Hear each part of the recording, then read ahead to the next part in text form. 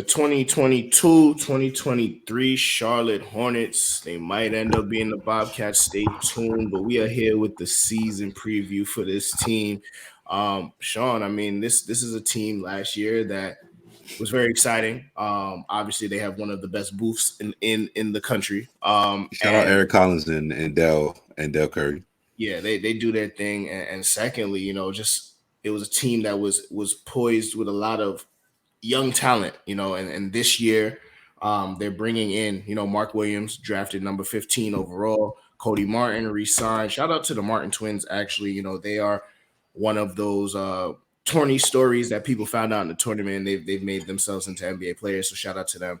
Bryce McGowan's drafted at 40. The team has lost Arnoldus Kobaka.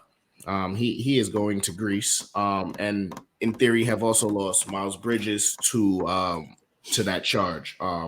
So, first and foremost, we to the system. Yeah, to the system. First and foremost, Miles Bridges, get your life together. Our condolences are with that woman. We don't condone that here on the Draft Season podcast.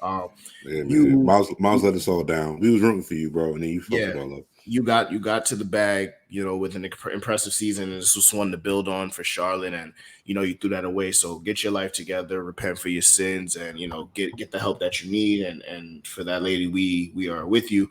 But back to the basketball. This is a team that Lamelo is the star of this team. He has a promising future. He's very talented, and he is the engine that makes this machine go. Terry Rozier is the starting two there. So it's a pretty much a small two, but LaMelo's a tall one, so it offsets there. Defensively, it is a scare. Gordon Hayward, when healthy, a bucket. When healthy is the key thing there. Probably gonna go with for the 50 games that he's healthy. Yes. Plumlee still very much holding on to an NBA roster spot. He's very, very serviceable. So shout out to him. PJ Washington. Which McDaniels brothers? This is Jalen. Yeah. Yep.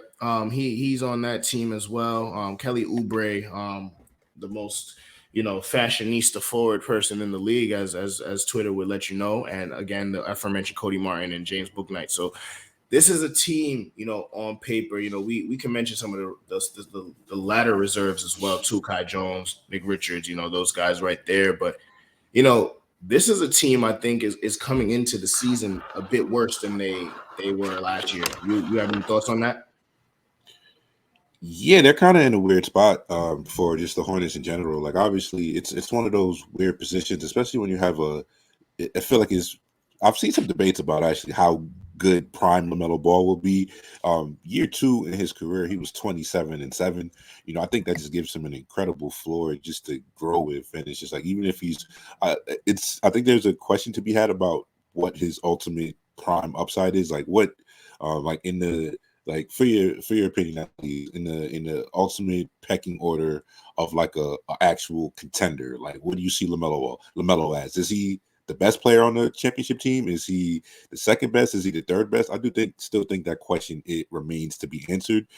Regardless, I think it's another one of those situations, same a similar dynamic to the Trae Young situation, to where I think we can't just say the Hornets have exactly been in the doldrums and the slums of NBA. They did have Kemba. Those Kemba years were exciting. Kemba was definitely box office, as Stephen A. Smith loves to say. And, he's worth the price of admission and the price of watching those team games. You mentioned the booth Eric Collins is worth. Would you say, Raz, the JV 6 o'clock starts for the of course. You tuning into League Pass to watch the Charlotte Hornets at 6:45 promptly. They're done. They're on before anybody else. They're done before anybody else. So you get back to your regular scheduled viewing. Yeah, so like this is a fun team. Like they were a fun team last year. They played one of the quickest paces in the league. So LaMelo is obviously a pillar and a building block that you have to build towards. The interesting thing about the teams is, especially for young teams at that point when you get one of those franchise building blocks, when do you go all in for a team? Because just thinking about this team right now, obviously the Miles Bridges situation, they weren't good on defense last year, and they just lost their most versatile defender. You compare him to a guy like I said, Gordon Hayward's already playing 45, 50 games a year. Kelly Oubre, He cares more about getting his fits off and wearing Supreme sleeves on the court. Can't really depend on him to be like your main perimeter defender. Terry Rozier used to defend at Louisville, but he hasn't in kind of early in his Boston career. But the baby Rozier kind of more concerned with getting these buckets up, and to his right, he can fill it up with the best of them in the league. So you can't really look at it that way. But this team feels like it is a year away from like making a really splashy trade. Like I don't think it's this year, just due in part to they had a really quiet offseason, like you mentioned, just more of turning off the page from last season. But like this is another one of those teams to where what direction are they taking? And losing somebody who you looked at to be that Swiss Army knife, wing defender, can guard.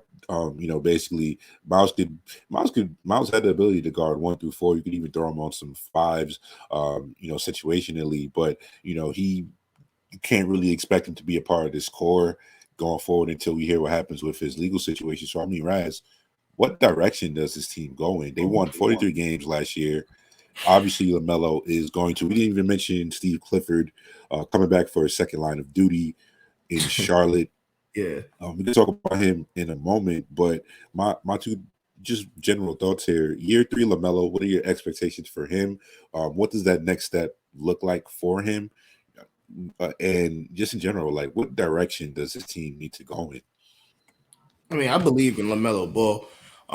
He's very talented. He's is going to take nobody by surprise this year. Obviously, he is all over the scouting report. He is going to be the person that they are keying on, and that they are trying to limit. When the Hornets step on the court. So I think we have to, see what Lamelo is going to look like with all of the defensive attention, geared towards him. That is kind of the next step that stars need to take in the NBA, especially young stars. Once the cat's out the bag, a lot of these older fellas are not trying to have their lunch taken by one of these young boys. So it then becomes a different situation for these young players. Ja is going to have to deal with that this year as well. There's going to get Garland. There's going to be a bunch of players that are going to have to face, everybody's best because of, just the buzz that they're getting. LaMelo is one of those guys. The direction that this team is headed in, I think they're going to need to be a run and gun team, right? I'm concerned about the pieces that they have in the starting lineup to get that done in terms of being run and gun. And then even with, somebody like you said, Steve Clifford coming back, in theory, they're supposed to play a little bit more defense with him at the helm, right? So you would assume that this team improves defensively, but is Steve Clifford the type of coach conducive to a successful Lamelo Ball? I think that's left to be seen. Yeah, it's pretty interesting. Especially when you just talk about the dynamic between Lamelo and James Borrego, the former coach on the Hornets, which is that's kind of if you were ever skeptical about Lamelo Ball being able to produce or just like his long term concern, which like I never really was. I feel like if you watch Lamelo, if you watch even watching him in the NBL when he was in Australia, kind of just jumped off the screen. I could have understood being concerned about the shot itself, but LaMelo's actually like shot the crap out of the ball since he's gotten into the league. So, that's hasn't really been a concern. Going into the Steve Clifford aspect of it, because obviously he is, well renowned, defensive principled coach. It's part of the reason why they brought him in. I think the finalists, the top 3 for the Hornets job were Mike D'Antoni, Kenny Atkinson, and Clifford. So, obviously he is the most defensive minded out of those guys. Just going back to, he's had success in his career, of really getting the most out of even, let's say, I think a lot of those early Hornets teams, they didn't really necessarily have, elite defensive talent. You had guys like Michael Kidd Gilchrist, which is like, Jesus, I feel like he just fell off the face of the earth off these last couple of years. But, even looking back to it, pace-wise, you brought up, just pulling up his pace to he was coach from 2013 to 2018, pulling up these stats in regards to Steve Clifford. He had 1 year in the top 10, and every other year the highest pace-wise were 18th. So something to watch, just in terms of how fast this team is going to play. You have guys like LaMelo Ball, who obviously needs to play. LaMelo is at his best in those transition, semi-transition when he gets the ball, even off of make, he's able to push it and really hit those hit-ahead passes, even find guys, find cutters. That's really what makes him special. I think in terms of just the efficiency in the half court, that is something when we talk about the next step for Lamelo Ball and what he needs to improve on. Improving his efficiency in the half court is one. You can also say improving his finishing around the basket, which is another thing as he continues to get stronger and adds more, strength to frame and being able to finish through contact. That's another thing that might unlock that next territory for him. But Steve Clifford ain't God, man. Like I No, he's think just not. expecting, I think just expecting him to be the reason why this team is going to be really good defensively. I think it's going to be, I think that's a lot. Even thinking about those Magic's team, the recent Magic teams that were limited offensively, but they, and even you had guys like those were the Nikola, shout out to Vuce, man, Nikola Vucevic, not exactly the most fleet of foot center in the league, not exactly the greatest, far from the best rim protector in the league, but those Hornets, I mean those Magic teams were still able to really piece apart a good defense just based off they had an incredible defensive personnel. That's one thing the Magic rarely ever lack. They always have those long, switchable, versatile wing defenders that the Hornets just do not possess at this current time. So, going back to the original part about what does this team need? The over under is 36 and a half games won for the Hornets this year. Obviously, that is a clean, that would be a 7 game, basically downgrade from what they did last year. Now, you know, is this team really like Lamelo might just be there's a part of me that says, Lamelo might be too good for this team to really just fully, completely tank and, be, a top five, top 10 team or top bottom five, bottom 10 team in the league. But, I got to see that first. I think the preemptive and whenever the Gordon Hayward injury happens, it'll be interesting because at that point things could get really nasty for this team. And I think there's situations in a team where you can do a short-term rebuild. It doesn't have to be a long-term process. It doesn't have to be, Sam Hinkie Sixers. It doesn't have to be, OKC. Sam Presti. Something about Sam. This is just take general in general, I guess. But it doesn't have to be a long-term rebuild like that. There's a situation to where I don't see them just. I think they're going to come into the year trying to win games, obviously. But Yeah. the East is going to be, extremely competitive. This might be the best Eastern Conference that we've seen in the past decade. So there's still a glaring hole about, just the center. I'm a huge Mark Williams fan. I do think he does have the potential to be that long-term center. I think he's going to give Lamelo Ball. He's probably going to replace Miles Bridges as just the, extreme vertical rim threat that's able to, finish effectively around the rim with a ridiculous lob radius. Shout out to him. Just that chemistry and synergy that he had. Big to big passing. Shout out to big to bigs with Paolo at Duke was just incredible. So I mean, I think that's somebody that LaMelo is going to really love. I think, and even going back a little bit into Steve Clifford and just his defensive principles, if you're unaware. But I think a lot of those early Hornets teams and even those Magic teams, I think Steve Clifford is somebody who likes to play drop, defensive coverage. That usually involves his bigs, hanging way back in pick and roll actions. Usually likes those guys to really clog passing lanes and block off, the point of attack and just, effective penetration to the basket. I do think that's something that, Mark Williams is going to be able to do at an NBA level as he does get a little, more comfortable with the game itself. Is that a year one development? Remains to be seen. I do think he is one of the more, he's pretty. He wasn't exactly a one and done, and I do think he was a pretty effective point of that Duke defense. But I mean, like I said, so I think PJ Renner is another interesting piece to talk about. PJ Washington.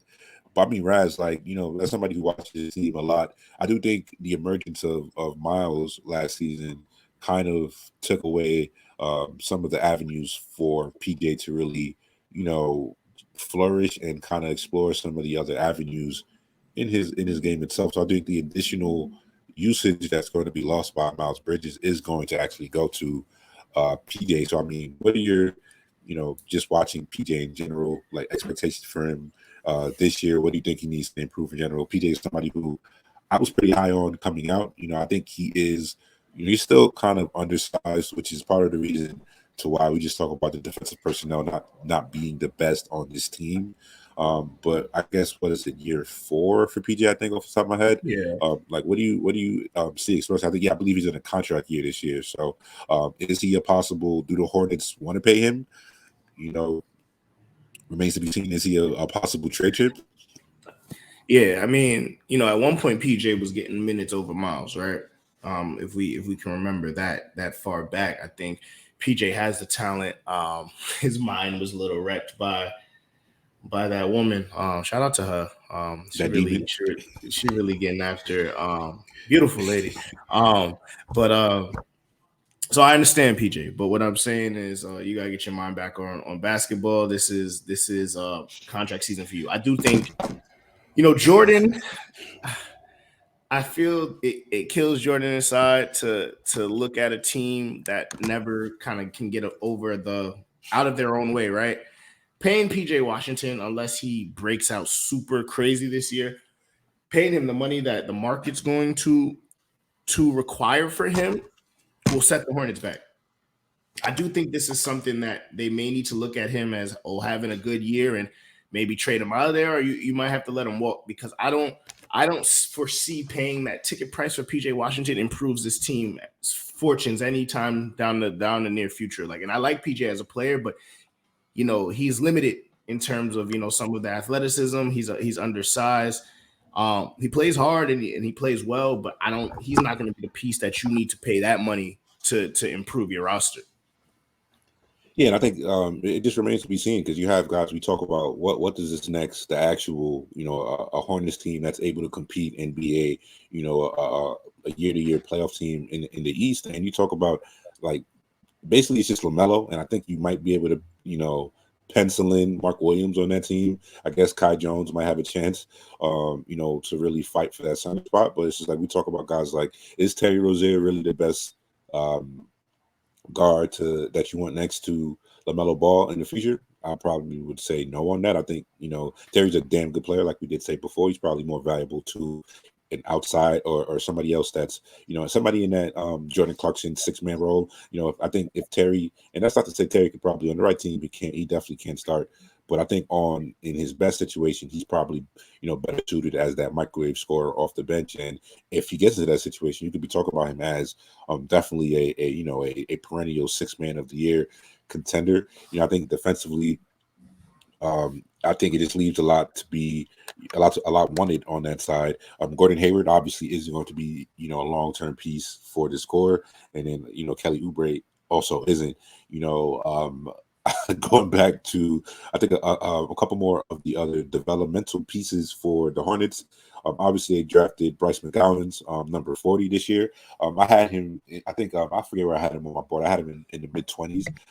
I think he has potential to be a really good scorer. I do think there's definitely some overlap between him and James Bouknight. Now, in general, because I do recall the Malik Monk era in Charlotte was not fun for anybody. I think the early portion of that under Steve Clifford definitely, I think, just in terms of what he wants from his guards defending. So it'll be interesting to see because Steve Clifford definitely is somebody who is going to want to make sure that the defense is fortified on that front. And LaMelo, James Bouknight, Bryce McGowan's, off the top of my head, that might be one of the worst defensive, cores. You throw in a Terry Rozier as It's pretty well, bad. and and Kelly Oubre is he has tools to be a really good defender. I think he is probably a little less effective than the tools would probably you would want him to be. I think he's probably better on some of the guards than he is guarding some of the big forwards. But even if you say he's like a solid defender, he's not enough of a defender. They were 22nd in defensive rating last season, and that might have just gotten worse. So that's another thing to see there. So I mean, just what else here do we have for the It's Hornets? Right, 36 and a half yeah. for this team. I do think just in terms of like I said, this team might be a seller come the trade deadline. A really good draft. And it's strange because I do think the Hornets in general should be they should be able to get their names out there in free agency. I think just building around Lamelo obviously is, it remains to be seen. You're going to need a lot. You still need shooting, but you still also need to compensate. I think you think about guys like Lamelo, Ja Morant, Trey Young. These are, plus offensive building blocks, but you have to build around them. We look at Memphis and you see they build around Ja perfectly. I think the Hornets have put pieces. I mean, the Hawks have put pieces around Trey, but they're still struggling to find that perfect mix. And I still do think Charlotte is in there. And it remains to be seen about. Lamelo is going to be contract or max extension eligible next summer. Does LeVar pop back up into the zeitgeist of just the public and being like, does LaMelo really want to stay in Charlotte? Remains to be seen. But 36.5 wins, Raz. Are you taking that over or under? I think this is a I think this is a hard rebuild year for them. I think this is going to be a year of setbacks, so that next year that they'll be able to flourish. And I'm gonna take the under. I think they're gonna have to get the roster straightened out and really start to build around Lamelo the right way. Hey man, regardless of if they're good or not, Lamelo Ball is always going to Mhm. be worth watching. And shout out to Eric Collins, like we did say at the start of this. But yeah, that's going to wrap us up for our 2023 Charlotte Hornets previews. Appreciate you guys for rocking with us. We are working alphabetically order right now, so we're going to be going through every team's NBA season starting in 3 weeks. So always a fun time. We're going to get all this content out for you guys. Make sure you guys are subscribed and liked to this podcast. Turn on that notifications bell so you do know when we are dropping daily for all of this new content. This is the Draft Season Podcast. We'll be back with more content soon.